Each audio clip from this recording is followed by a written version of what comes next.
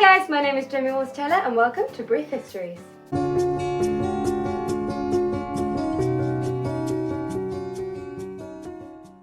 Here on this channel I make videos of fascinating people in history from all walks of life. Don't forget to leave a comment down below if you have anyone you'd like me to make a video on and I will get right on that.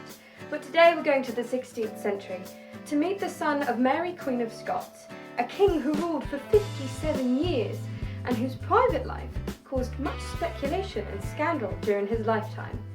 King James I of England and the 6th of Scotland.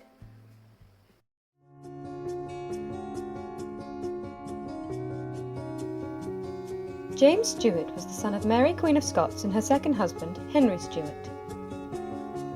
James's father died when he was 8 months old in an explosion at his home, and his mother remarried for the third time to James Hepburn, Earl of Bothwell. James Hepburn was a main suspect in the suspicious death of James's father Henry, and this heightened widespread bad feelings towards his mother Mary, who was already unpopular with the Scottish people. In June 1567, Protestant rebels arrested Mary and imprisoned her at Leven Castle, and James Stuart never saw his mother, Mary Queen of Scots, again. James became King of Scotland at the age of 13 months old, after succeeding his mother, who had been compelled to abdicate in his favour. 4 different regents governed during his minority, which ended officially in 1578, and before James was 12 he took the government into his own hands, but technically held no real power, and did not gain full control of his government until 5 years later, in 1583. James's childhood and adolescence were unhappy, abnormal, and precarious. The young king was kept fairly isolated, but given a good education. He studied Greek, French, and Latin, and was considered a very intelligent man.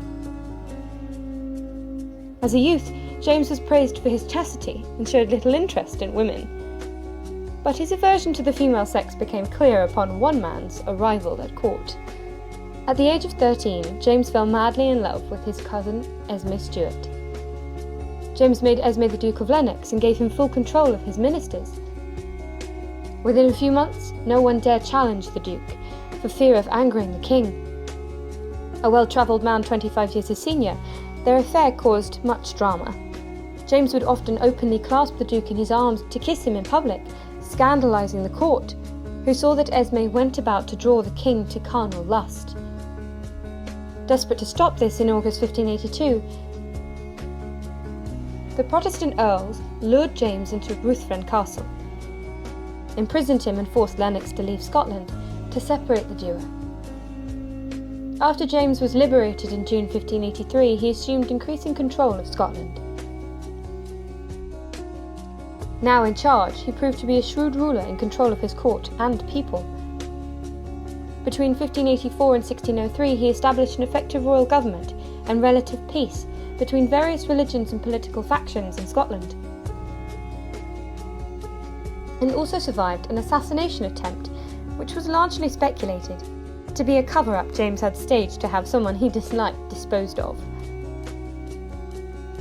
In 1586, James signed the Treaty of Berwick with Elizabeth I of England, and when his mother was executed by Elizabeth the following year, James did not protest. Queen Elizabeth was unmarried and childless, so James was her most likely successor, and James was determined to succeed his cousin as King of England. In March 1603, Elizabeth I died, and James became King of England, Ireland, and Scotland. He continued to reign all 3 kingdoms for 22 years until his death at age 58. And on the 23rd of November that year, James married Anne of Denmark, the younger daughter of Frederick II. James was at first infatuated with Anne in the early years of their marriage, and the royal couple produced 3 children who survived to adulthood, plus 5 stillborns and 5 miscarriages. Henry Frederick, Prince of Wales, who died of typhoid fever in 1612, aged 18, Elizabeth, later the Queen of Bohemia, and Charles, later Charles I, his successor. However, as he aged, James continued to indulge his preference for handsome men. After the loss of Lenox, he had still continued to prefer male company, and his enjoyment of the male gender was so well known to the people in court that Sir Walter joked King Elizabeth had been succeeded by Queen James. He had many male lovers, the first of which was Robert Carr, a poor Scotsman, who the king elevated to the Earl of Somerset and appointed Lord Chamberlain. However, after 6 years of favours and royal gifts, Carl left James to marry, and James had it arranged Carl be brought low, accused of murder, and sent away from court. The second and greatest royal favourite, the extraordinary handsome George Villiers, rose from cupbearer to gentleman of the bedchamber and then to Earl of Buckingham.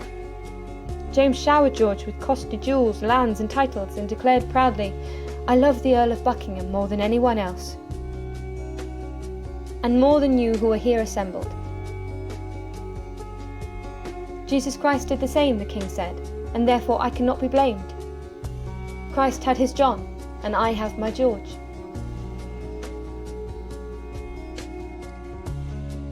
A large number of love letters from James to Buckingham extending over a period of 10 years are some of the earliest examples of what might be considered early homosexual literary genre, as most love letters between men before and since have been either destroyed or suppressed. These letters, however, are truly noteworthy, and show clearly the devotion James held for the man he called his wife. In 1619, Queen Anne died, and James himself fell severely ill with gout.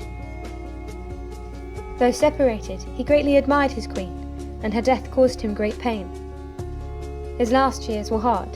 England was constantly verging upon civil war, and James finally decided to dissolve Parliament in 1621, which did little good. To make his painful end short, in 1625 James died of the gout, grief, and senility. James was widely mourned. For all his flaws, he had largely retained the affection of his people, and under his reign the country saw the beginning of its journey into the New World, the Gunpowder Plot in 1605, and the flourishment of the golden age of Elizabethan literature and drama. James VI and I was a well-liked king who successfully reigned 3 countries, and his reign is now known to us in history as the Jacobean era, in honour of him. Discover more historical figures and follow Brief Histories on Facebook, Instagram, Twitter and Tumblr. And find out more at www.briefhistories.co.uk.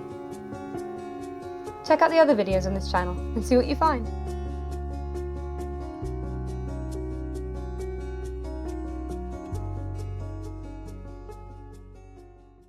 Hey there historians, thanks for watching. If you like that video, feel free to check out some of the others on this channel. Don't forget to head over to the website www.briefhistories.co.uk to check out all the timelines, family history and more. Thanks very much for watching this video guys, I hope you like it. Don't forget to like and subscribe for more, and I will see you guys next time.